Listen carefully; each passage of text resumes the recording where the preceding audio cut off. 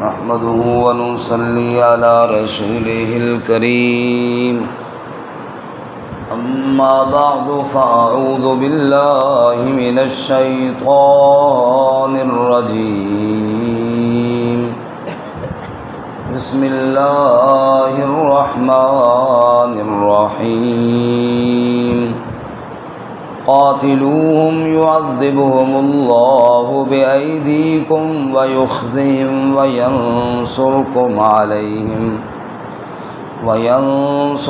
عليهم ويشف صدور قوم مؤمنين ويذهب غيظ قلوبهم ويتوب الله على من يشاء والله عليم حكيم أم حسبتم أن تتركوا ولما يعلم الله الذين جاهدوا منكم ولم يتخذوا من دون الله ولا رسوله ولا المؤمنين وليجة والله خبير بما تعملون قاتلوهم قتال کرو ان سے يعذبهم الله بأيديكم عذاب دے گا ان کو اللہ تعالیٰ تمہارے ہاتھوں کے ساتھ وَيُخْزِهِمْ اور رسوا کرے گا ان کو وَيَنصُرُكُمْ عَلَيْهِمْ اور مدد کرے گا تمہاری ان پر وَيَشْفِ صُدُورَ قَوْمٍ مُؤْمِنِينَ اور ٹھنڈا کر دے گا ایمان والی قوم کے سینوں کو وَيُذْهِبْ غَيْظَ قُلُوبِهِمْ اور لے جائے گا غصہ ان کے دلوں کا وَيَتُوبُ اللَّهُ عَلَى مَن يَشَاءُ اور رجوع فرماتا ہے اللہ جس پر چاہتا ہے واللہ علیم حکیم اور اللہ تعالی علم والا حکمت والا ہے ام حسبتم ان تترکوا تم نے کیا گمان کیا کہ تم چھوڑ دیے جاؤ گے وَلَمَّا يَعْلَمِ اللَّهُ الَّذِينَ جَاهَدُوا مِنكُمْ اور ابھی نہیں ظاہر کیا اللہ نے ان لوگوں کو جنہوں نے جہاد کیا تم میں سے وَلَمْ يَتَّخِذُوا مِن دُونِ اللَّهِ اور نہیں ٹھہرائے اللہ کے علاوہ وَلَا رَسُولِهِ اور اس کے رسول صلی اللہ علیہ وسلم کے علاوہ وَلَا الْمُؤْمِنِينَ وَلِيجَةً اور ایمان والوں کے علاوہ کوئی رازدان واللہ خبیر بما تعملون اور اللہ تعالیٰ خبر رکھنے والا ہے جو تم عمل کرتے ہو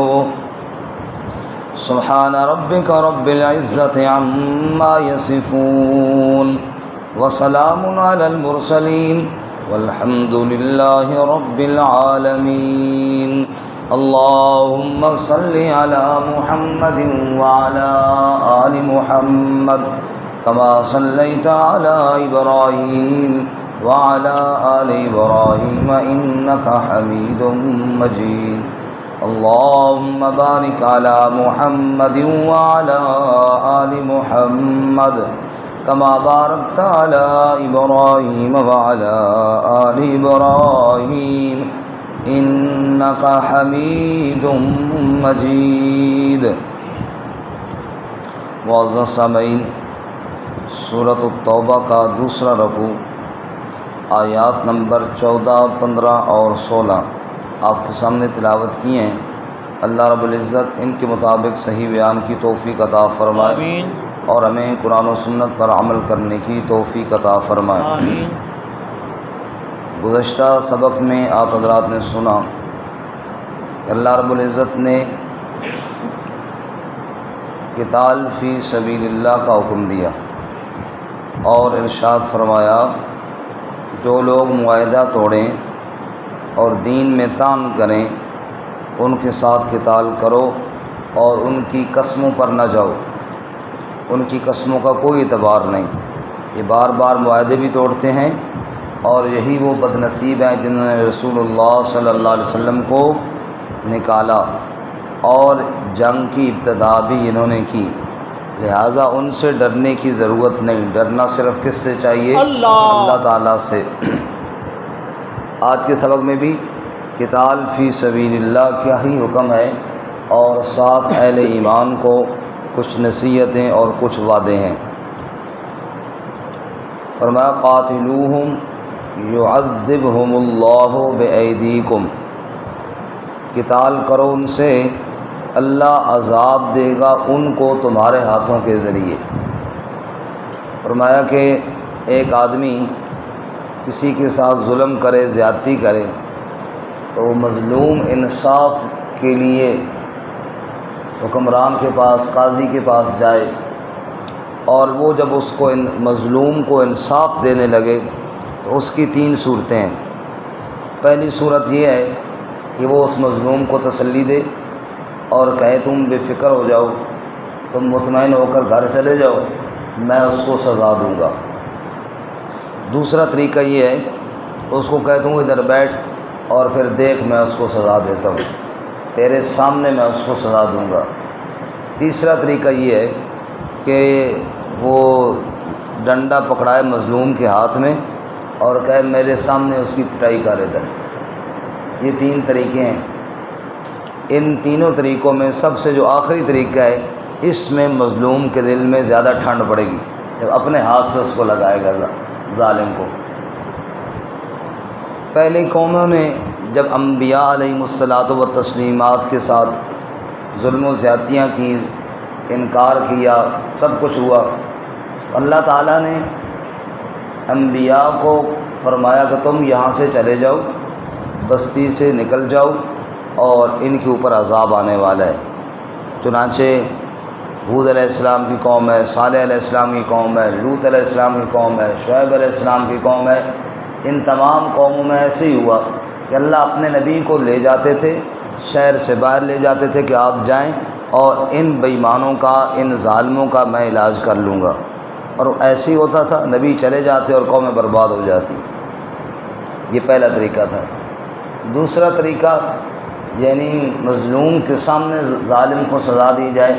یہ ہوا ہے موسیٰ علیہ السلام اور قوم فرعون کے ساتھ۔ اغرقنا آل فرعون وانتم تنظرون، ہم نے آل فرعون کو غرق کیا اور تم دیکھ رہے تھے۔ ان کے سامنے اللہ تعالیٰ نے غرق کیا، جن کے سامنے وہ خدائی کا دعویٰ کرتا تھا انہی کے سامنے اللہ تعالیٰ نے غرق کیا۔ جن کے بچوں کو ذبح کرتا تھا وہ دیکھ رہے تھے کہ فرعونی غرق ہو رہے ہیں اور تڑپ رہے ہیں اور ڈوب رہے ہیں، تو اللہ تعالیٰ نے ان کے سامنے ان کو غرق کیا۔ اور تیسرا طریقہ، جب ہمارے نبی صلی اللہ علیہ وسلم اور آپ صلی اللہ علیہ وسلم کے صحابہ پر مکہ کے ابتدائی دور میں مشرکین نے ظلم کے پہاڑ گرائے، تو بدر کے موقع پر تلوار اللہ تعالیٰ نے صحابہ کے ہاتھ میں پکڑائی اور فرمایا قاتلوہم یعذبہم اللہ بایدیکم، قتال کرو ان سے، اللہ ان کو عذاب دے گا تمہارے ہاتھوں کے ذریعے، اللہ ان کو عذاب دے گا تمہارے ہاتھوں، اپنے ہاتھ سے مارو اپنے دشمنوں کو، اللہ کا وعدہ ہے اللہ تمہاری مدد فرمائے گا۔ تو یہ سب سے اونچا درجہ ہے جو اللہ تعالیٰ نے اس امت کو عطا فرمایا ہے۔ فرمایا قاتلوہم یعذبہم اللہ بایدیکم، قتال کرو ان سے، عذاب دے گا اللہ ان کو تمہارے ہاتھوں کے ذریعے۔ تو پہلی بات اس میں حکمت یہ ہے کہ اللہ ان کو سزا تمہارے ہاتھوں کے ذریعے دینا چاہتا ہے۔ کہاں بلال رضی اللہ تعالیٰ عنہ جن کے ہاتھ پاؤں جکڑے ہوئے اور ریت پر لیٹے ہوئے، اور کہاں آگ کے انگاروں پر گھسیٹے جا رہے ہیں، اور کہاں بلال کے ہاتھ میں تلوار ہے اور دشمنوں کے اوپر ضربے لگا رہا ہے، یہ اللہ کی مدد نہیں تو اور کیا۔ قاتلوہم، قتال کرو ان سے، یعذبہم اللہ بایدیہم، اللہ تعالیٰ یعذبہم اللہ بایدیکم، اللہ ان کو عذاب دے گا تمہارے ہاتھوں کے ذریعے، ویخزہم، اور اللہ ان کو رسوا کرے گا، اللہ ان کو ذلیل کرے گا، جیسا کہ اللہ نے بدر کے اندر کیا ہے۔ ایسے ذلیل ہوئے، ایسے رسوا ہوئے، ایسے ناکام ہوئے، ایسے شرمندہ ہوئے کہ کسی کو بتانے کے قابل بھی نہ رہے، حتیٰ کہ رونے تک کے قابل نہ رہے، شرم سے اونچی آواز سے روئے بھی نہ کہ جناب مسلمان خوش ہوں گے۔ اللہ نے ایسا ذلیل کیا ان کو۔ تو عزت اور ذلت کس کے اختیار میں ہے؟ اللہ۔ وَيَنصُرْكُمْ عَلَيْهِمْ، اور تیسری بات، اللہ تمہاری مدد کرے گا ان کے مقابلے میں، اللہ تمہاری مدد کرے گا ان کے خلاف۔ تم اللہ کے نام پر نکلو تو صحیح، پھر دیکھو اللہ مدد کیسے فرماتے ہیں۔ اور چوتھی بات، وَيَشْفِ صُدُورَ قَوْمٍ مُؤْمِنِينَ، اور اللہ ٹھنڈ ڈال دے گا، ٹھنڈا کر دے گا ایمان والی قوم کے سینوں کو، اللہ کافروں کو سزا دے گا، ایمان والوں کے دلوں کو اللہ خوش فرما دے گا۔ حضرت بلال رضی اللہ تعالیٰ نے جب اس امیہ کو دیکھا جو ان کو تڑپایا کرتا تھا، تو حضرت بلال نے پکار کر کہا، یا معاشر المسلمین ھذا امیہ، اوے مسلمانوں کی جماعت، یہ ہے وہ بدبخت امیہ یعذبنی، جو مجھے سزائیں دیا کرتا تھا۔ اور پھر بلال کے ہاتھ میں تلوار، اور امیہ بھاگ کر چھپنے کی کوشش کر رہا ہے بلال سے۔ اللہ فرماتا ہے وَيَشْفِ صُدُورَ قَوْمٍ مُؤْمِنِينَ، میں ٹھنڈ ڈال دوں گا ایمان والوں کے دلوں کے اندر، تو میرے تو ہو جاؤ، پھر دیکھو اللہ کی مدد کیسے آتی ہے۔ سبحان اللہ، سبحان اللہ، سبحان اللہ۔ فرمایا وَيَشْفِ صُدُورَ قَوْمٍ مُؤْمِنِينَ، اور میں اللہ تعالیٰ ٹھنڈ ڈال دوں گا، شفا دے دوں گا ایمان والی قوم کے سینوں میں۔ اور وہ جو کافر تھے، جو بڑے غصے کے ساتھ آئے تھے مسلمانوں پہ، جن کو بڑا غصہ آتا تھا، اللہ فرماتے ہیں وَيُذْهِبْ غَيْظَ قُلُوبِهِمْ، اور اللہ دور کر دے گا، لے جائے گا غصہ ان کے دلوں کا، ایسی ان کو مار پڑے گی، بالکل ان کو آرام آ جائے گا، سارے غصے ان کے ختم ہو جائیں گے، نہ وہ خود رہیں گے نہ ان کے غصے رہیں گے۔ وَيَتُوبُ اللَّهُ عَلَى مَن يَشَاءُ، اور پھر اللہ فرماتے ہیں توبہ کا دروازہ پھر بھی بند نہیں ہے۔ سبحان اللہ، یہ بات اللہ صاحب ذکر فرماتے ہیں، فرمایا سزا اللہ دے گا ان کو، ساری باتیں ہیں، لیکن اگر کوئی توبہ کرنا چاہے، اگر کوئی معافی مانگنا چاہے، اتنا بڑا بے ایمان بھی اگر کوئی میرے در پر آ کر میرے ساتھ صلح کرنا چاہے تو سنو، وَيَتُوبُ اللَّهُ عَلَى مَن يَشَاءُ، اللہ بھی رجوع فرمائے گا جس پر چاہے گا۔ اگر ان میں سے کوئی معافی مانگے تو اللہ تعالیٰ کو معاف کرنے میں کوئی یار نہیں ہے۔ جو بھی رب کے سامنے فریاد کرے، جو بھی صدق کے دل سے توبہ کے لیے آ جائے، اللہ اس کو معاف فرما دے گا۔ واللہ علیم حکیم، وہ اللہ تعالیٰ علم والا ہے، وہ جاننے والا ہے، وہ حکمتوں والا ہے، وہ جانتا ہے کون دل کے ساتھ آ رہا ہے، کون اوپر اوپر سے آ رہا ہے۔ جو دل کے ساتھ اس کی طرف رجوع کرے گا، اللہ کو معاف کرنے میں نہ کوئی عار ہے نہ کوئی دیر ہے، رب فوراً معاف فرما دے گا۔ سبحان اللہ، سبحان اللہ۔ حضرت واشی رضی اللہ تعالیٰ، واشی بن حرب، جنہوں نے رسول اللہ صلی اللہ علیہ وسلم کے چچا امیر حمزہ رضی اللہ تعالیٰ کو شہید کیا احد کے میدان میں، اور آپ صلی اللہ علیہ وسلم کے وہ چچا جن کو حضور کہا کرتے تھے کہ میں اپنے بابا عبداللہ کو تو نہیں دیکھ سکا، لیکن میں ان کی تصویر کے طور پہ آپ کو دیکھنا ہوں، کیونکہ مجھے بتایا گیا ہے کہ آپ کا چہرہ بالکل انہی کی طرح ہے، جن کے ساتھ یعنی ایمان والا تعلق تو تھا ہی، لیکن یہ اتنا قریبی تعلق بھی تھا، چچا تھے آپ صلی اللہ علیہ وسلم کے، اور ایمان سے پہلے بھی آپ سے بڑی محبت کرتے تھے۔ ابو جہل نے جب آپ صلی اللہ علیہ وسلم کو نعوذ باللہ بکواسات کیے تو امیر حمزہ رضی اللہ تعالیٰ عنہ شکار سے واپس آئے، کسی نے کہا تو شکار کر رہا ہے اور تیرے بھتیجے کو ابو جہل نے تو برا بنا کہا ہے، تو ابھی ایمان نہیں لائے تھے، بڑا غصہ آیا ان کا، ابو جہل کون ہوتا ہے میرے بھتیجے کو یوں کہنے والا؟ تو سیدھے گئے اور ابو جہل بیٹھا ہوا تھا اپنی پارٹی میں، تو وہاں جا کر اس کو کہا تو نے کیوں بکواس کی ہے حضرت محمد صلی اللہ علیہ وسلم کے بارے میں؟ اور اس کو پھر خوب سنائی، جتنی اس نے سنائی تھی اس کے بڑھ کر سنائی، اور وہ تلوار کی دستی بھی اس کے سر میں ماری، اور خبردار آئندہ اگر نہیں ماننا تو نہ مانو، لیکن میرے بھتیجے کے ساتھ جا کر بدتمیزی نہیں میں برداشت کروں گا۔ خوب اس کو سنائی، آئے اور نبی پاک صلی اللہ علیہ وسلم کو بتایا، افسردہ نہ ہو بھتیجے، خوش ہو جاؤ، میں نے تیرا بدلہ لے لیا۔ آپ صلی اللہ علیہ وسلم نے کہا جی بڑی مہربانی، بڑا شکریہ، لیکن حضور نے کوئی زیادہ خوشی کا اظہار نہ کیا۔ فرمایا سن رہے ہو، میں نے بدلہ لے لیا، ابو جہل سے بدلہ لے لیا۔ کہا جی بالکل سن لیا۔ میں خوش نہیں ہو؟ کہ خوش تو میں تب ہوں گا جب تم کلمہ پڑھ لو گے، خوش تو میں تب ہوں گا جب ایمان قبول کر لو، خوشی تو مجھے تب ہوگی۔ اچھا فرمایا پھر خوش ہو جاؤ، اشہد ان لا الہ الا اللہ واشہد ان محمدا عبدہ ورسولہ۔ پھر آپ خوش ہوئے، پھر آپ سینے کے ساتھ لگاتے ہیں وہ آپ کا چچا، اتنا پیارا چچا، بدر کے اندر بھی مبارزت کرنے والا، آگے آگے جانے والا، احد میں جب شہید ہوئے تو ظاہر بات ہے آپ صلی اللہ علیہ وسلم کو کتنا دکھ ہوا ہو۔ آپ صلی اللہ علیہ وسلم نے اسی دکھ میں فرمایا تھا کہ اگر میں اگلے سال تک زندہ رہا لأقتلن 70 صنادید قریش، میں قریش کے 70 آدمی چن کر ماروں گا، تب جا کر میرے چچا کا بدلہ ہوگا۔ رب نے فرمایا نہ میرے نبی، ایک کے بدلے میں 70 نہیں، ایک کے بدلے میں ایک کا قانون۔ اچھا پھر واشی کو تو نہیں چھوڑوں گا، جس واشی نے میرے چچا کو قتل کیا ہے وہ تو نہیں بچ پائے گا، حتیٰ کہ حضور نے حکم دیا کہ واشی جہاں ملے اس کو مار ڈالو۔ وہی واشی پھر آئے، ندامت کے آنسو بہاتے ہوئے مدینہ کی طرف آئے اور روتے ہوئے آئے۔ رب نے فرمایا میرے محبوب، وہ جو تیرے چچا کا قاتل تھا جب وہ رو پڑا ہے نا، ندامت کے آنسو اس نے بہا دیے، میرے محبوب میں نے تو معاف کر دیا اسے۔ سبحان اللہ، یا اللہ جس کو تو نے معاف کیا پھر اس کو میں نے بھی معاف کر دیا۔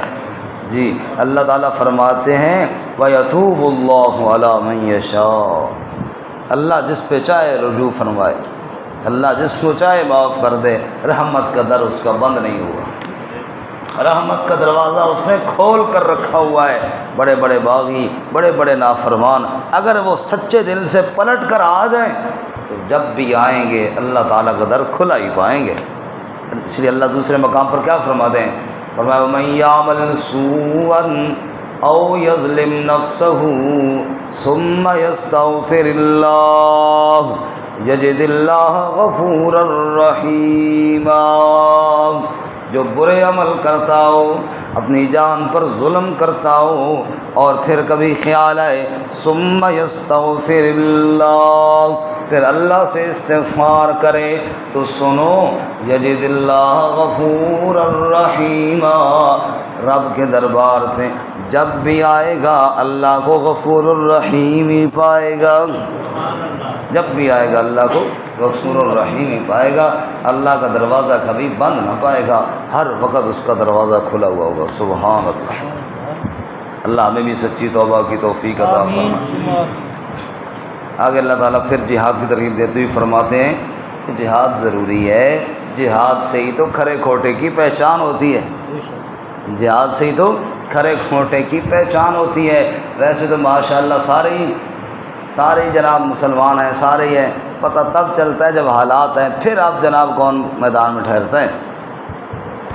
اس لیے آگے فرماتے ام حسبتم ان تترکوا، تم نے کیا سمجھا کہ تم یوں ہی چھوڑ دیے جاؤ گے، یعنی آزمائش نہیں آگی، تم نے یہ سمجھ لیا ہے بس کہہ دیا لا الہ الا اللہ اور بس کافی ہو گیا۔